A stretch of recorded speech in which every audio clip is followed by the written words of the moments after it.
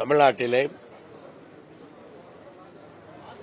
ஒன்றிய அரசால் நியமிக்கப்பட்டிருக்கிற ஆளுநர் அவர்கள் தொடர்ந்து தமிழக அரசுக்கு எதிரான ஒரு நிலைப்பாட்டை எடுத்துக்கொண்டே இருக்கிறார். அந்த நிலைப்பாட்டின் காரணமாக அதிகமாக பாதிக்கப்படுவது தமிழ்நாட்டினுடைய வளர்ச்சி என்ற வேதனை எங்களுக்கெல்லாம் இருக்கிறது.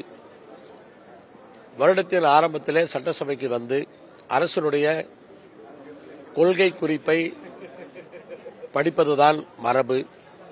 அந்த கொள்கை குறிப்பு என்பது தயாரிக்கப்பட்டு அமைச்சரவையால் ஒப்புதல் கொடுக்கப்பட்டு பிறகு ஆளுநருக்கும் அனுப்பப்பட்டு ஆளுநர் ஒப்புதலின் பேரிலேதான் அது கொடுக்கப்படுகிறது. அதை படிப்பதற்கு அவருக்கு விருப்பமில்லை என்று சொன்னால் ஒப்புதல் கொடுக்காமலே விட்டிருக்கலாம். இதை நான் படிக்க முடியாது, ஆனால் இதற்கு ஒப்புதல் கொடுக்க முடியாது என்று சொல்லியிருக்கலாம். ஆனால் ஆளுநர் அவர்கள் அதில் ஏதோ கருத்துக்களை கேட்டிருக்கிறார். அரசும் அதற்கான பதிலை கொடுத்திருக்கிறார்கள். அதற்கு பிறகுதான் ஒப்புதல் கொடுத்திருக்கிறார். ஆனால் அதற்கு பிறகும் சட்டசபைக்குள்ளே வந்து அதை படிக்காமல் அவர் படிக்காமல் வெளிநடப்பு செய்வதையே குறிக்கோளாக கொண்டு அது திட்டமிட்டு வந்தது போலதான் எங்களுக்கு தெரிகின்றது. அதனால கடைசியிலே போட வேண்டிய தேசிய கீதத்தை ஆரம்பத்திலேயே பாட வேண்டும் என்று அவர் கருத்துக்களை சொல்ல ஆரம்பித்தார். அப்போது பேரவைத் தலைவர் அவர்கள் சொன்னார், இந்த சபையிலே தேர்ந்தெடுக்கப்பட்ட மக்கள் பிரதிநிதிகளுக்குத்தான் கருத்துக்களை சொல்ல உரிமை இருக்கிறது. ஆளுநராக இருந்தாலும் உள்ளே கருத்துக்களை சொல்ல முடியாது. அரசு என்ன கொள்கை குறிப்பை உருவாக்கி கொடுத்திருக்கிறதோ அதைத்தான் படிக்க வேண்டும் என்று சொன்னார். அவர் ஆனால் அதை கேட்பதாக இல்லை.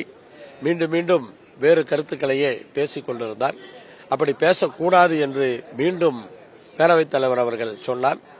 ஆளுநர் அதை ஏற்றுக்கொள்ளாமல் வெளிநடப்பு செய்திருக்கிறார். இல்ல, இது எப்படி வேணாலும் சொல்லலாம். ஆளுநர் அவர்கள் சபையை அவமதித்து விட்டார் என்று முதலமைச்சர் கூட ஒரு தீர்மானத்தை கொண்டு வந்தார். சபையினுடைய மரபு என்று ஒன்று இருக்கிறது. வெளியில் என்ன வேணாலும் பண்ணலாம். ஆனால் சபைக்குள்ளே நாங்கள் சட்டமன்ற உறுப்பினர்களே சபைக்குள்ளே செல்லும் பொழுது அதற்கென்று ஒரு மரபு இருக்கிறது. அந்த மரபுபடித்தான் நாங்கள் நடந்து கொள்ள வேண்டும். அதுல நம்ம இஷ்டத்துக்கு அதை மாற்ற முடியாது. அதை இஷ்டத்துக்கு மாற்றும் பொழுது அதை கட்டுப்படுத்த வேண்டியது பேரவைத் தலைவருடைய பொறுப்பு. அவருக்கு அந்த உரிமை இருக்கிறது. அதைத்தான் அவர் செய்திருக்கிறார். அதில் அவமதிப்பு என்று சொல்லுவதற்கு ஒன்றுமில்லை.